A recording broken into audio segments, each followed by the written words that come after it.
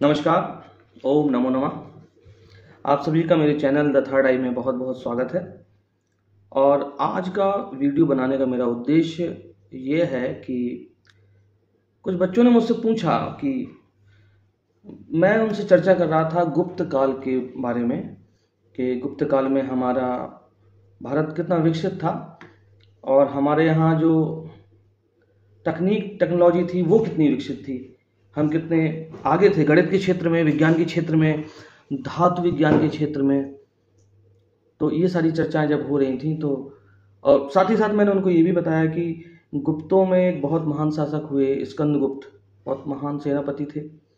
और समुद्रगुप्त के बारे में तो हम सब जानते ही हैं कि वो कितने महान थे। और समुद्रगुप्त ने तो सभी को पराजित किया था, दक्षिण में भी सभी को पराजित किया था।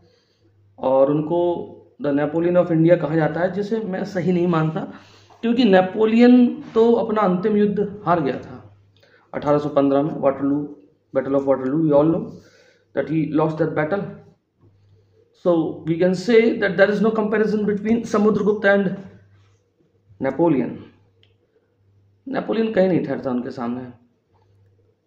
सेकेंडली दूसरी बात ये थी कि सारी बातें जब मैं चर्चा में कर रहा था तो एक बड़े ही जिज्ञासु छात्र ने मुझसे एक प्रश्न किया कि सर, हम इतने महान थे, हम इतने एडवांस थे मिलिट्रीली और साइंस में, टेक्नोलॉजी में, तो ये इस्लामिक इन्वेडर्स के सामने हम क्यों नहीं सरवाइव कर पाया। हमारे जो किंग्स थे, या चौहान की बात कर लें हम, पृथ्वीराज चौहान की, तो क्यों ऐसा, क्यों क्या हुआ कि सब एकदम वाइप आउट हो गया। Why was so happen. तो ये उसका प्रश्न था, बहुत ही अच्छा प्रश्न था और जिसका मैंने जवाब भी दिया।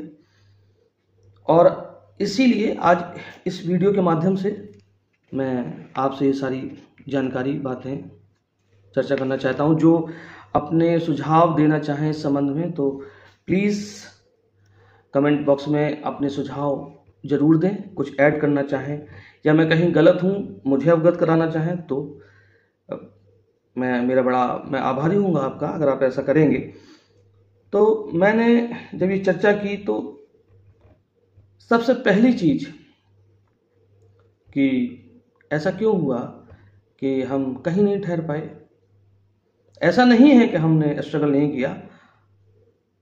712 मोहम्मद बिन कासिम का हमला हुआ सिंध पर। राजा ताहिर ने बहुत बहादुरी के साथ उनका सामना किया। इससे पहले भी हुआ था, उसको फेल किए वो अटैक्स।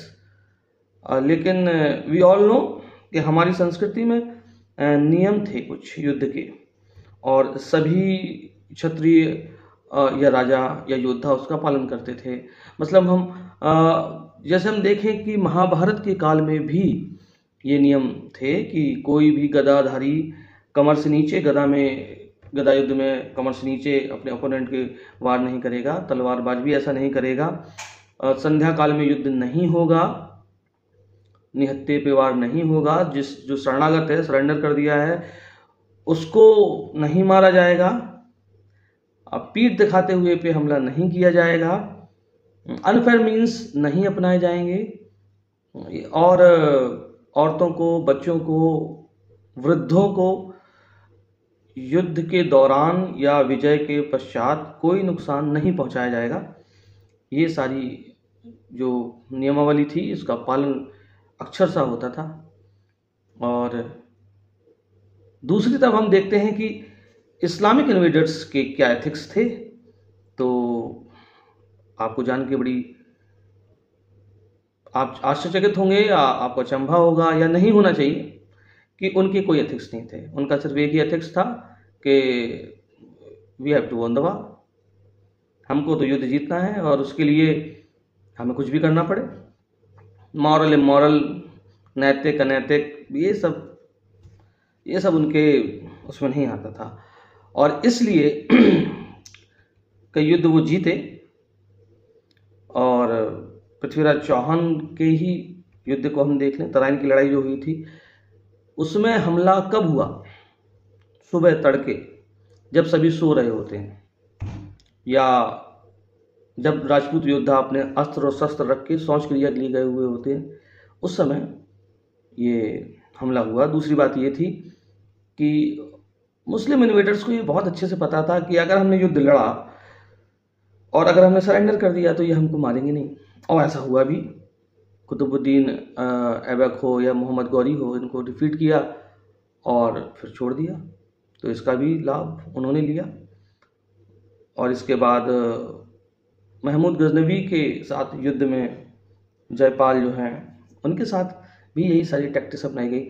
एक युद्ध मुझे बहुत याद आता है, मोहम्मद तुगलक, हम जानते हैं मोहम्मद तुगलक का युद्ध हुआ था। इसका नाम एक जूना खां भी था। Before becoming a sultan his name was Juna Khan. तो इस जूना खां का युद्ध हुआ था हमारे प्रताप रुद्रदेव से, काकतीय वंशी थे।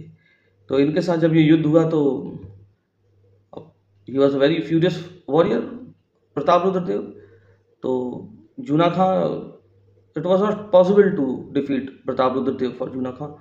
तो उसने क्या किया कि जो आसपास के गांव के जो इनोसेंट सिविलियंस थे उनको लाया और लाइन में उनको खड़ा किया, और प्रताप रुद्रदेव के सामने ये कंडीशन रखी कि if you will not surrender I will kill all these man, women, children, and he start killing them.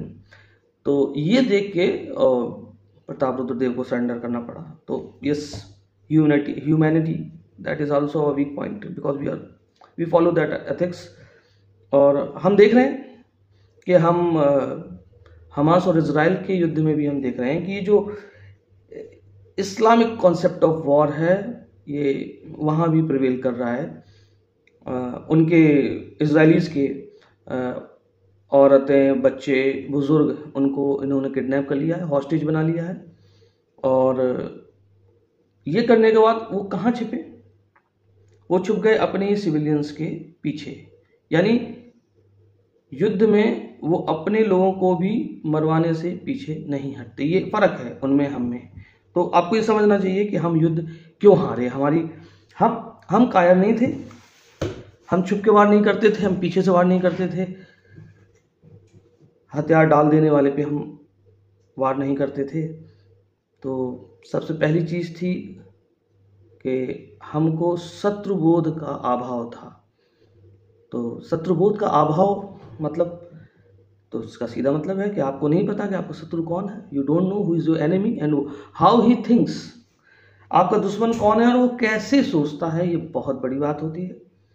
और दूसरी चीज़ जो थी वो थी सद्गुण विकृति। ये जो सारी एथिक्स की बात मैंने की, दैट इज सद्गुण विकृति। एक्चुअली दे आर सद्गुण, बट जब आपका दुश्मन इस तरीके का हो तब यही सद्गुण आपकी विकृति हो जाती है। It is your weakness that time. And yes, that challenge we are still facing now.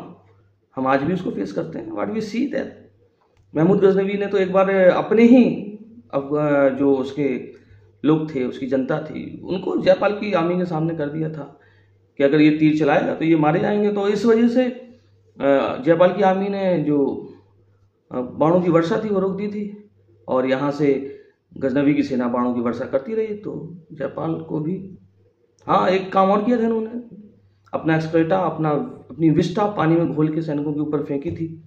ये सारी टेक्निक्स वो अपनाते थे। पीने के पानी के जो स्रोत हैं उनमें गाय को काट के डाल देना, like this stuff, all that use all bad tactics. तो वीडियो मेरे ख्याल से लंबी हो रही है। I want to wind up right now. तो मेरा बस यही कहना है कि इसको फिर से कंटिन्यू करेंगे। आप लोग के कमेंट से मुझे जानकारी लगेगी कि कैसा लगा आपको ये सारी क्या आप और ज़्यादा जानकारी चाहते हैं इस संबंध में, तो प्लीज़ मुझे इन्फॉर्म करें। Then surely I will do some research and I will make it. And thank you so much. Video को लाइक करें, सब्सक्राइब करें और इस वीडियो को शेयर भी करें। कोई सुझाव हो उसको कमेंट बॉक्स में दें। आपका बहुत बहुत धन्यवाद। जय हिंद, जय भारत।